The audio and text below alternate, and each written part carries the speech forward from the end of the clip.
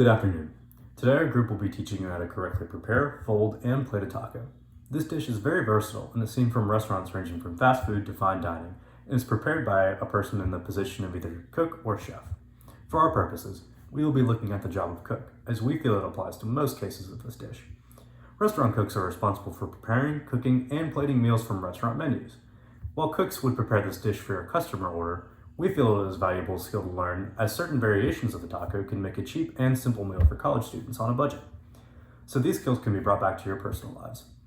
Training for this topic may seem simple. However, it is important to pay attention to details, as not only will an improperly made taco taste bad, undercooked taco meat also has health risks, so sticking to the training can give you a safe and tasty outcome, and save you a few bucks next time your buddies go to El Heat. Hey guys, so today we're going to be teaching you how to make a standard taco. So today we're going to be making one batch, and that is 1 pound of meat with seasoning and stuff. That's going to make about 12 tacos. So what you're going to need for this is you're going to need a skillet to fry the meat in. Depends on how many batches you're making, but for one batch you should only need like a medium-sized skillet, big enough to stir it around and stuff.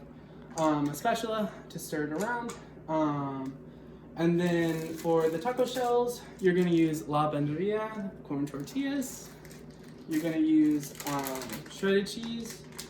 This can just be sprinkled on top. It's really about how much you wanna put. A dollop of sour cream. You're gonna need 1 pound of lean ground beef. You're gonna need 1 packet of corporate seasoning. 1 packet for every pound. And also, for every pound, you're gonna need 3/4 cups of water. So the first thing that you're gonna need to do is you're gonna have to heat up your pan, and you can just start your temperature on high, get the pan like nice and hot so that when you put the meat in there, you can see that the outside is browning because you kind of want to sear it so it cooks better and stuff like that. It has more flavor if you're able to sear it. So yeah, we're gonna heat up the pan. So after your pan is nice heating up, you're just gonna plop the meat right in. Afterwards, make sure to take your spatula and kind of chop it up. You wanna cut it up so that it's like that fine ground beef that you can put in multiple tacos.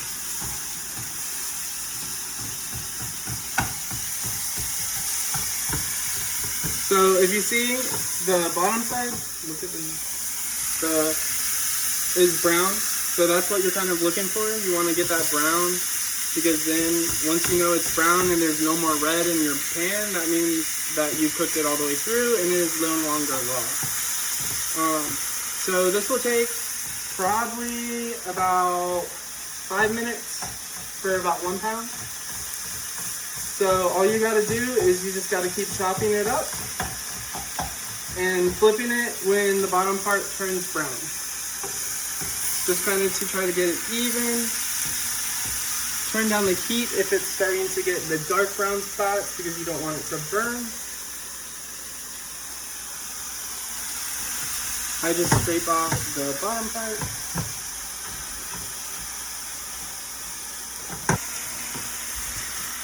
Yeah, the thing in the middle is just because it was a little bit frozen, so just make sure that you're flipping the frozen block over because that makes it cook evenly through. Like I said, just keep flipping it over, getting the brown parts, not making it dark brown. Like a nice light brown is where you're going in the beginning, and then you're kind of going for the dark brown later. So you can look at this side and see how most of it's brown, but there's still that pink in there. Like that one's a little bit pink and stuff like that. That means that it does look brown, but if you stir it around, you can still tell they're pink. So it's not done yet. So you can look at the meat. It is very brown, and like when you stir it around, there's no big chunks, because if you leave a big chunk, the big chunks won't cook very well and they won't cook all the way through. So what you're looking is this kind of color, the light brown, all the way through. So I'm stirring around, just making sure that I got everything. There's no pink sticking out, so we look good. So what we're gonna do right now is we want to get rid of the grease. So you're gonna push all the meat to one side, and then you're gonna tilt your pan so that all the grease should fall.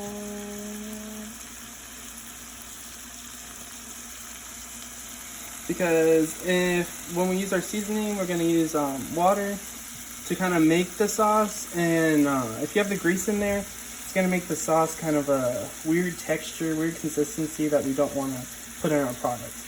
So we're just gonna do this until you get most of it. You can get about 90% of the grease and you'll be fine. If there's still some in there, that's okay. It's not preferred, but you definitely want at least 90% or else you're gonna get that weird consistency like I said. So what you're gonna do here is you're still gonna try to keep the tilt. Get some paper towels, just because it's the quickest, easiest way. And you're gonna press it down with the spatula. Don't use your hand because that is dangerous and you might burn yourself. Get the paper towel, wipe it around the pan, kind of get all that grease. Kind of like to go under the meat, just so that any grease that didn't go through, you can still kind of get. Grab it by a part that is not yellow with grease and stuff like that.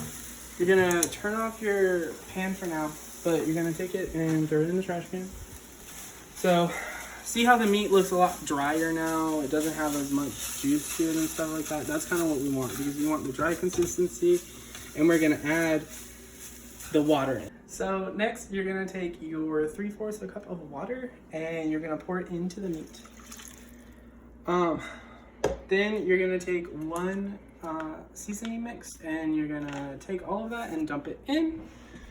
So after you do that, you are going to stir it all around. Just make sure that it's kind of covering all the meat and stuff like that. After you do that, you're gonna have kind of the brownish liquid after you've mixed the seasoning in with the water. You want it to be kind of all around, like you can see it all covering the meat and stuff like that. So after your consistency / pan kind of looks like this, turn your pot back on. You're gonna bring the water up to a boil, because we're gonna simmer it in the meat so that it gets all the flavor into our standard taco. After your pot has brought to a boil, you'll start to see, especially around the corners or around the rim, you're definitely gonna see a lot of bubbling. So after it does this, just stir it one more time, and then you're gonna cut your heat down to medium low, and you're gonna leave it uncovered for 10 minutes. Because that's gonna let the juices like get into the meat and like create the sauce that goes in our standard taco. So leave it for 10 minutes and let it simmer on the medium low, uncovered, and just stir it every maybe 2 minutes. Hey guys, so it has been 10 minutes. So I turned off the heat just because it was kind of getting a little bit dry. So if you look at the meat, it looks a lot wetter now. The sauce is all over your meat. Your pan should have a little bit. So see how at the bottom you can see like there's scrapes. You can still see the sauce and stuff. That's kind of the consistency you're going for.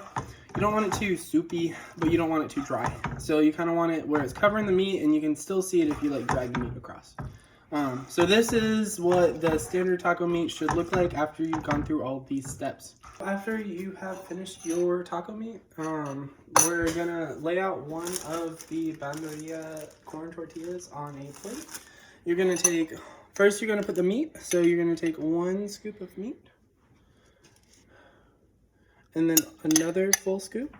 So each taco should get 2 scoops of meat, and you just kind of want to line it up in the middle. And then you're gonna take 1 spoonful of sour cream. You're gonna put it right in the middle. It's okay if it falls because you're gonna fold the taco onto the top.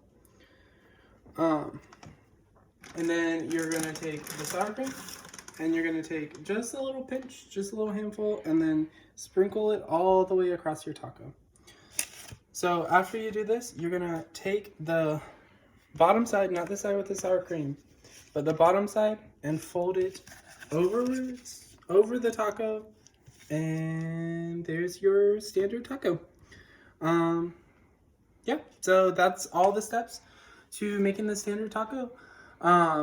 You have now completed your online training. So if you wanted to find your manager and work through this process with them, they are also trained on how to make the standard taco. They will give you hands-on experience and give you feedback on whether or not you have the right consistency for the sauce, the right amount of sour cream, the right amount of cheese, if the meat is cooked enough and stuff like that. So be sure to ask your manager to go through the hands-on training. Thanks, guys.